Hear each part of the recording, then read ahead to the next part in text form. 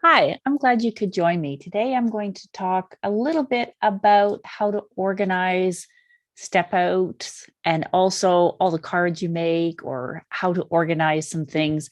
And we'll also have a chance to do a short practice together. So if you have a pen, paper, and pencil handy, we will work through that practice. Let's start with looking at some of the materials and how I organize some of those things. You can collect quite a bit of papers and things when we're doing Zentangle art, but there's just a variety of ways to work through those things.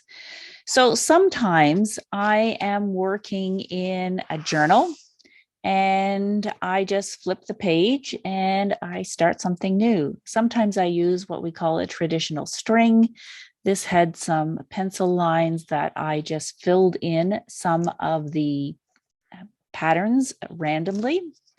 Sometimes I look for something a little bit less structured.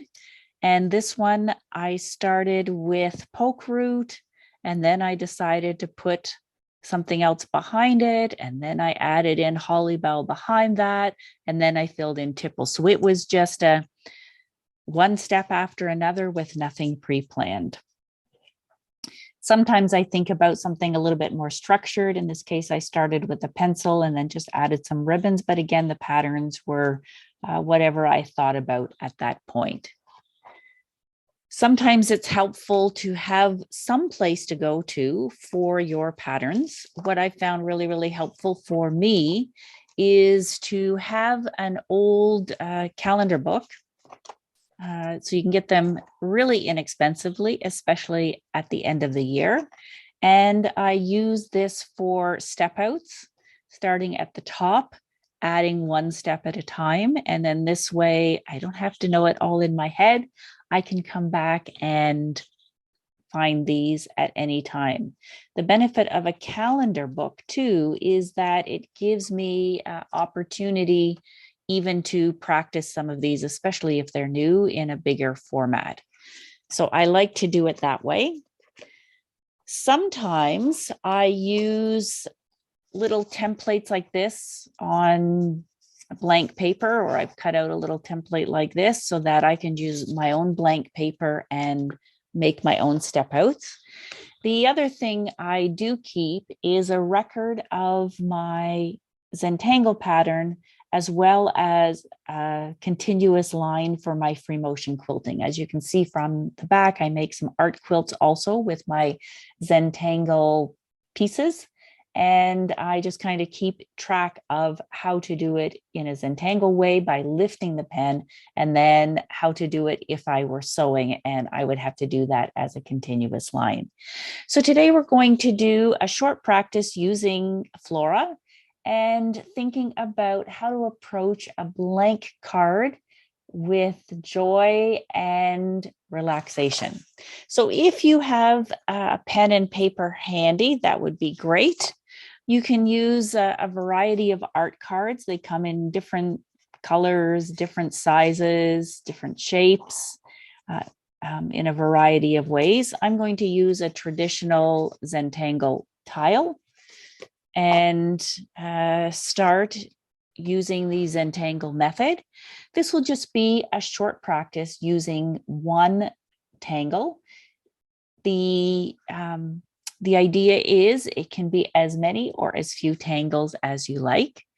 So I'm going to start with the Zentangle method just by putting 4 dots somewhere in the corner and thinking about 4 things I'm grateful for. And I'm going to join those lines in any way. I usually like not straight lines. And now I have a little border. Next thing I'm going to do is draw a string, and the string gives us windows to work in and not doors, because you can always go over top of a string. This time I'm just going to use randomly a string like a semicircle. So I'm just going to kind of draw one semicircle one way and one semicircle another way. And so now I've got 3 spots to place in my floral. And so let's just take a better look at that. There. Now I'm going to use a felt tip pen. I like to use a Micron 1 because it's got a nice thin tip. But again, any pen and any paper will work. That's just a black ballpoint pen. So for Flora, we're going to, first of all, just take a breath. And we see that now that we've got some pencil lines in here, our tile is no longer blank. It almost gives us rules to work within that we're allowed to break. So I don't have to think too much. There is random ways of picking tangles as well. Sometimes I will just flip through my book and pick a couple and write them down, and I'm just going to use those. Sometimes I will have a list of tangles and I'll just check them off and kind of run through the list. So for Flora, we're going to just relax our hand, and Flora starts with a little semicircle. I'm going to use my biggest space first. And your semicircle can be as big or little as you want. And I'm going to aura that or go around nice and slow to produce a second black line. Now I'm going to add in the petals, and I'm going to use the shape of my space to determine the shape of my leaves. Flora can go copy again up to the string and kind of rounded at the end. I'm going to trace that string again, come up there and back down. So whatever shape I've just made, I'm just going to retrace it. That will make a nice darker line, go along the string and come back. It's kind of got a little bit of a square type of a look to it. And I'm just always just coming back to that semicircle. I'm going to go all the way up to the string and come back. So these are going to make a little bit of wonky flora. Within each one of those petals, I'm going to draw 1 or 2 lines. If it's a skinny spot, I'll put 1. If it's a fatter spot, I'll put 2. And I'm just having them come out from that center line. And then the last part of flora is I'm going to draw in some circles into the middle. I'm going to make about 3 large ones, and then now I'm going to make some medium-sized ones. And now I'm going to start to fill in that space with some small ones. All the while we're remembering to breathe.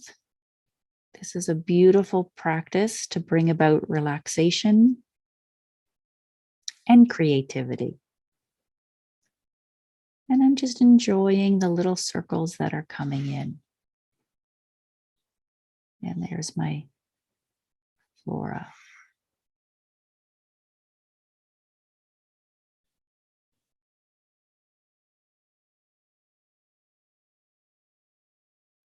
I'm going to turn my card. It's much easier turning my card than turning your neck. And I'm going to draw a second flora. Again, this time starting with a semicircle, making the aura. And now this one is going to fill in this longish space. So we can see that the petals are just automatically going to turn out a little bit wonky, which makes that really nice, creative picture. And we don't need to rush. We just go at our own pace. And often as I begin to tangle, meaning using these patterns, I get pretty quiet.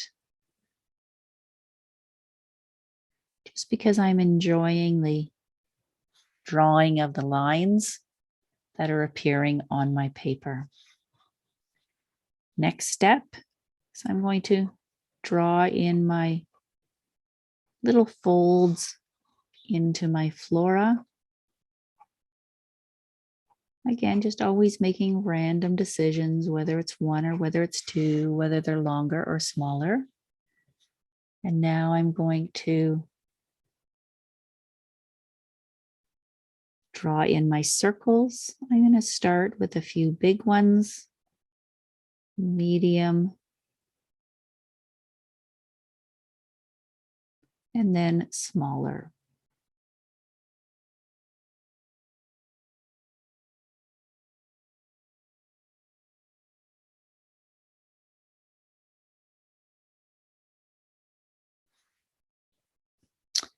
And my last flora will go in this last space.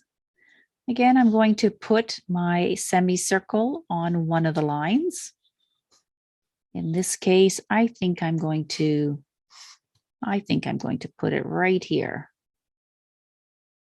But it can go anywhere on one of those inside strings. Second step is aura. Third step is using the string as a boundary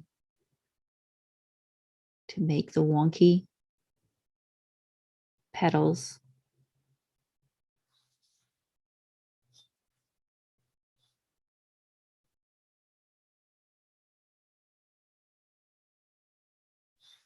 And if you're starting to notice that yours is not looking like mine, that should be right.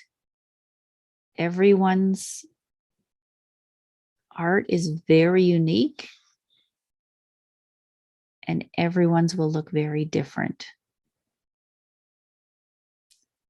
In Zentangle, once we finish with the string, we don't draw with a pencil, because in Zentangle, there are no mistakes. So if you happen to put one of your semicircles on the outside, that's great. There are no mistakes, only creative opportunities. I'm just going to, again, put my last step in there, some big circles, which we call tipple, which aren't really circles. Circles are perfect spheres in all directions. These could be a little bit more like ovals, sometimes even a little bit more like squares. And so there's our foundation for our flora. We can do a few things to enhance the flora. You might decide to color in this band that's here. You might decide to add a little bit more design to this band that's here. I'm just going to add in almost like little squares, but you might decide to color that in black. Always lots of choices to enhance the art that we create.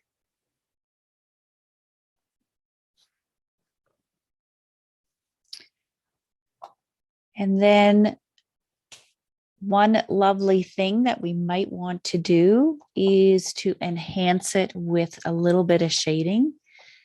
In Zentangle, there really are no rules for shading, but I'm going to put a little bit of pencil line right at this fold where the center of the flower meets the petals. Just going to make that just a little bit darker. And I'm just using a 2B pencil here. It's fairly soft. And then I have what's called a tortillon. You can use something you have at home, if you have a tissue, if you have a Q-tip. And what I'm going to do is blend that together and just pull it out a little bit. And often it works. Just pull it out a little bit, and that will give us a little bit of dimension. You can see it starting to happen now. And I'm just going to have that shade come up a little in those folds by bringing it up a little bit. Once I finish one, I'm just going to blend the second one, bringing it up into the folds.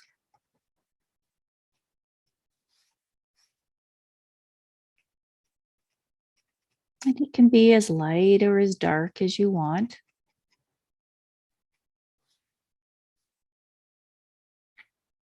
The other thing that works nice with flora is sometimes just a few of these will have a little bit of darker,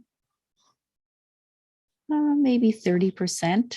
I'm doing about halfway up. And then I just bring that up.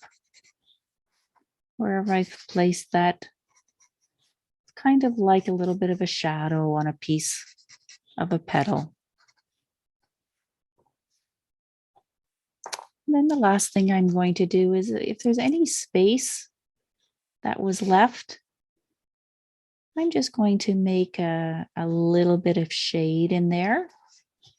You can decide to shade these little pieces just again to give a little contrast, or you can color these little leftover spots in black, and that will give you lots of contrast as well. So once I've done that, I'm just going to, it's like coloring in the little leftover spaces in gray. So it gives a little bit of contrast with the white card.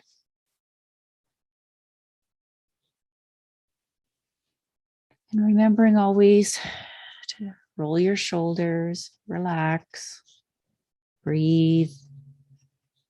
The benefit of Zentangle art is that it is a very relaxing art form and very calming.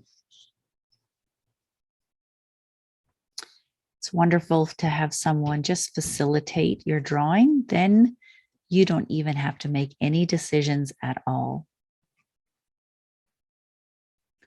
It's also beneficial sometimes to practice in a group. That's where you get lots of new ideas to enhance your creativity.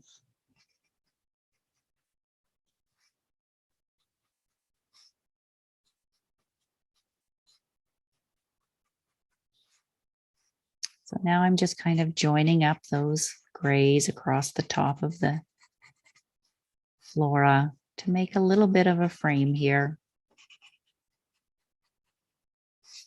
And I can decide to leave it as is or frame it up. I can draw a frame around those gray parts if I like, but I kind of think I like it like this. The next step in the Zentangle method is to appreciate and to place your initials, which we call a chop, somewhere on the tile. So what I'm doing right now is I'm trying to think about which way I want up and which way I want down. To my eye, I'm thinking I like it a little bit lengthwise. That's happening there. And I think I actually like it like that. And so I'm just going to find a little spot. I can put my initials, Kim Master Martino, however I want to put them. And now I have a beautiful piece of art.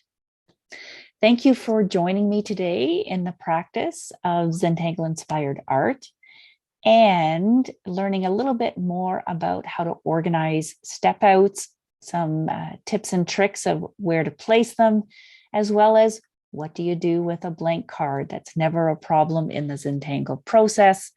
By putting our borders and our strings, it always gives us places to put our tangles.